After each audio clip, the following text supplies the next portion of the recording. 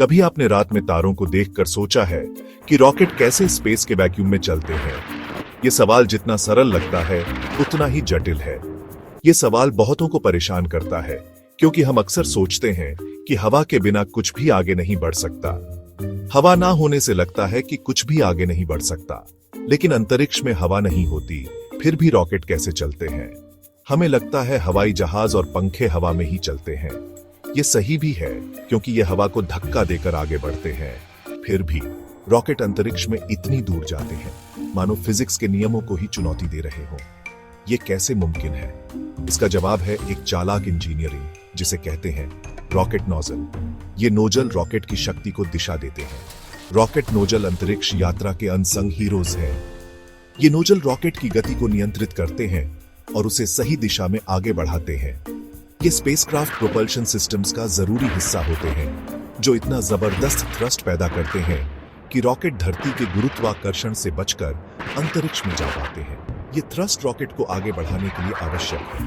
इन nozzle के बिना अंतरिक्ष की खोज नामुमकिन होती। ये नोजल ही है जो रॉकेट को अंतरिक्ष में ले जाते हैं और उसे वहां काम करने लायक बनाते हैं। सोचो, बिना हाथों के बेसबॉल फेंकना हो ही नहीं सकता। वैसे ही बिना नोजल के रॉकेट बस एक बम होता। वैसे ही बिना नोजल के रॉकेट बस एक बम होता जिसकी ऊर्जा को कंट्रोल करने का कोई तरीका नहीं। नोजल ही रॉकेट की ऊर्जा को नियंत्रित करते हैं। नोजल रॉकेट का हाथ है जो चलते हुए ईंधन की ऊर्जा को कंट्रोल करके स्पेसक्राफ्ट को आगे बढ़ाता है। ये नोजल ही रॉकेट को दिशा देता है। प्रेशर, कंबस्चन और फ्लूइड डायनामिक्स का खेल है जो सब मिलकर वैक्यूम में मूवमेंट को मुमकिन बनाते हैं। ये विज्ञान का अद्भुत संगम है जो हमें अंतरिक्ष की गहराइयों में ले जाता है। रॉकेट नोजल कैसे काम करते हैं, ये समझने के लिए हमें फिजिक्स के नियम जानने होंगे। सर आइजैक न्यूटन ने मोशन के 3 नियम बताए जो क्लासिकल मैकेनिक्स का आधार है। तीसरा नियम कहता है हर एक्शन का एक इक्वल और ऑपोजिट रिएक्शन होता है। ये रॉकेट प्रोपल्शन के लिए बहुत इंपॉर्टेंट है। एक गुब्बारे के बारे में सोचो। जब आप गुब्बारे में हवा भरते हैं और उसे बिना बांधे छोड़ देते हैं तो हवा बाहर निकलती है और गुब्बारा ऑपोजिट डायरेक्शन में जाता है। यह न्यूटन के तीसरे नियम का अच्छा उदाहरण है। गुब्बारे से हवा का निकलना एक्शन है और गुब्बारे का आगे बढ़ना रिएक्शन। वैसे ही रॉकेट इंजन में फ्यूल जलता है जिससे गर्म हाई प्रेशर गैस बनती है। इस गैस को बाहर निकलने का रास्ता चाहिए। रॉकेट नोजल यही रास्ता देता है और जैसे ही गैस तेजी से नोजल से बाहर निकलती है, थ्रस्ट बनता है और रॉकेट आगे बढ़ता है। बाहर निकलती गैस एक्शन है और रॉकेट पर लगने वाला थ्रस्ट रिएक्शन। रॉकेट नोजल देखने में एक कोन जैसा लगता है, लेकिन इसकी डिजाइन बहुत कॉम्प्लेक्स होती है। यह एक साधारण कोन नहीं है, बल्कि इसमें कई इंट्रिकेट डिटेल्स होते हैं जो इसे खास बनाते हैं। इसकी डिजाइन बहुत कॉम्प्लेक्स होती है। इसे एग्जॉस्ट गैसेस के फ्लो को बेहतर बनाने के लिए डिजाइन किया जाता है ताकि ज्यादा से ज्यादा थ्रस्ट मिले और फ्यूल की बचत हो। इसे एग्जॉस्ट गैसेस के फ्लो को बेहतर बनाने के लिए डिजाइन किया जाता है ताकि ज्यादा से ज्यादा थ्रस्ट मिले और फ्यूल की बचत हो। यह नोजल के 3 हिस्सों के कारण संभव हो पाता है: कंबस्टन चेंबर, थ्रोट और डाइवर्जेंट सेक्शन। नोजल के 3 हिस्से होते हैं: कंबस्टन चेंबर, थ्रोट और डाइवर्जेंट सेक्शन। हर हिस्सा अपनी खास भूमिका निभाता है। कंबस्टन चेंबर में फ्यूल और ऑक्सीडाइजर जैसे लिक्विड ऑक्सीजन मिलकर जलते हैं, जिससे हाई प्रेशर गैस बनती है। यह हाई प्रेशर गैस नोजल के अगले हिस्से की ओर बढ़ती है। इस गैस को निकलने का रास्ता चाहिए और यही थ्रोट काम आता है। थ्रोट नोजल का सबसे पतला हिस्सा होता है और ये एक बॉटलनेक की तरह काम करता है। थ्रोट नोजल का सबसे पतला हिस्सा होता है और ये एक बॉटलनेक की तरह काम करता है। जैसे ही गर्म गैस इस संकरे रास्ते से निकलती है, इसकी स्पीड बहुत बढ़ जाती है। जैसे ही गर्म गैस इस संकरे रास्ते से निकलती है, इसकी स्पीड बहुत बढ़ जाती है। यह प्रक्रिया गैस को तेजी से बाहर निकालने में मदद करती है, जिससे थ्रस्ट बढ़ता है। टूथपेस्ट के ट्यूब को दबाने के बारे में सोचो। जितना छोटा मुंह, उतनी तेज पेस्ट निकलती है।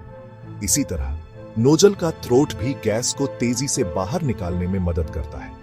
आखिर में गैस डाइवर्जेंट सेक्शन में जाती है, जहां नोजल चौड़ा होता जाता है। इस एक्सपेंशन से गैस और तेज होती है और इसका प्रेशर कम होता है। इस एक्सपेंशन से गैस और तेज होती है और इसका प्रेशर कम होता है। थर्मल एनर्जी किनेटिक एनर्जी में बदलती है और थ्रस्ट बढ़ता है। इस तरह एक रॉकेट नोजल की इंट्रिकेट डिजाइन और उसके विभिन्न हिस्से मिलकर रॉकेट को स्पेस में भेजने में मदद करते हैं।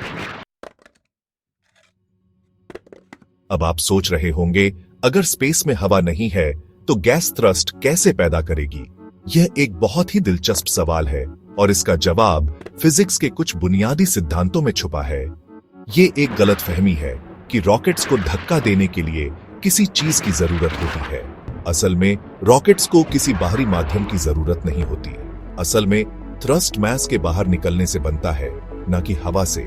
जब रॉकेट अपने इंजन से गैस को बाहर निकालता है तो वह खुद को आगे की ओर धकेलता है। मान लो आप बर्फ पर फंसे हैं जहां कोई फ्रिक्शन नहीं है, आप हिल नहीं सकते, लेकिन अगर आपके पास कुछ फेंकने के लिए है तो आप खुद को हिला सकते हैं। अगर आप एक भारी चीज फेंकते हैं तो आप ऑपोजिट डायरेक्शन में जाएंगे।